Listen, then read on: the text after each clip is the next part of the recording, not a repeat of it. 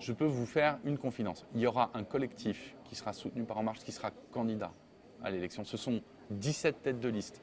Et moi, ma conviction, c'est qu'on réussira à répondre à ce que les Parisiens attendent si on met les gens les plus compétents dans leur domaine de compétences. Moi, je veux que demain, l'équipe qui prendra Paris soit l'adjoint au transport soit le meilleur sur la question, celui au sport le meilleur sur la question, sur la culture, considère la culture comme un lieu d'épanouissement et aussi un incroyable gisement d'emploi pour Paris. Bref, avoir des talents avant de savoir qui va conduire à la liste, etc. Le processus se fera. On va d'abord aller écouter les Parisiens, ça commence début octobre, ça durera 6 semaines. On va ensuite construire et bâtir un projet avec eux et ensuite on fera le choix du candidat. Moi j'ai dit que je réserverai ma réponse et que je la donnerai au printemps. Je me tiens à ce calendrier, mais sachez une chose, c'est que quelle que soit la réponse que je donne, si c'est tout seul, ça ne marchera pas. Et donc la ville de Paris, c'est un collectif. Encore en détail, on y travaille. Je suis convaincu dans les premiers travail. Tout ne va pas mal, mais il y a des choses où ça pourrait aller franchement mieux. Je pense à la propreté, je pense à l'état des voiries, je pense à la sécurité, je pense au transport, au logement. Il y a des sujets où, objectivement, on peut faire mieux.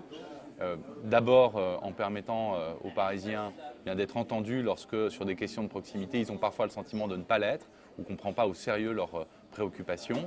En responsabilisant aussi et en donnant donc plus de pouvoir aux maires d'arrondissement sur des sujets du quotidien, la propreté, la voirie ou la sécurité. Bref, en étant plus près des Parisiens, plus à leur écoute, on peut à l'évidence faire mieux.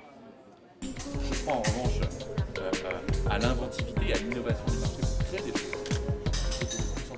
La propreté, c'est un sujet du quotidien. Et moi, ce qui me frappe, c'est que les maires d'arrondissement ont finalement assez peu la main. Et je vous prends un exemple très concret. Un maire d'arrondissement, celui qui a le plus de moyens donnés par la ville de Paris pour acheter des équipements nouveaux, ça doit être 50 000 € par an.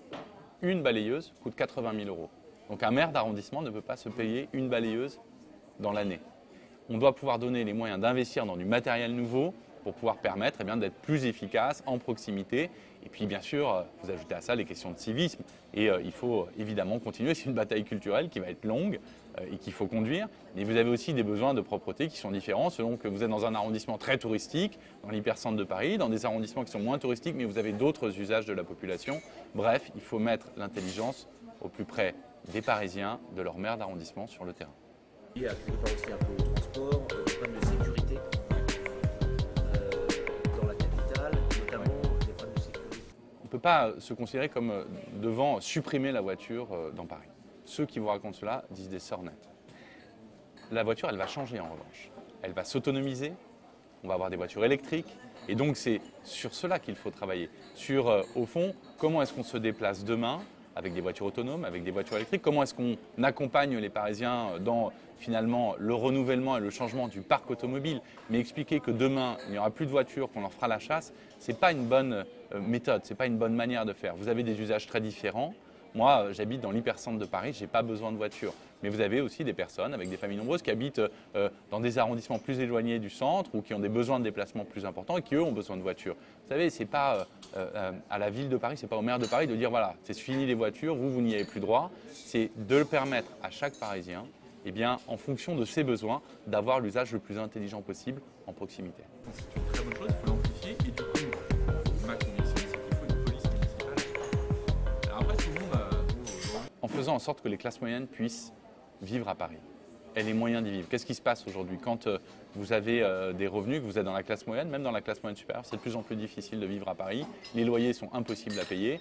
Vous avez un premier enfant, vous débrouillez, vous bricolez comme on dit, et puis au deuxième enfant, vous quittez Paris. Ce qui fait que le nombre d'enfants dans les écoles diminue. On a perdu 3000 élèves cette année. Et une ville qui perd ses classes moyennes, ça n'est pas une ville qui va bien. Donc moi, dans 20 ans, je veux que les classes moyennes y soient revenues. Je veux qu'on ait fait le pari de l'intelligence et faire de Paris la ville la plus intelligente du monde. Ça veut dire les applications Smart City pour gérer les déchets, la circulation, le parking bien sûr, mais aussi miser sur l'éducation, sur l'excellence de l'intelligence. Nous sommes la ville lumière, on doit le redevenir.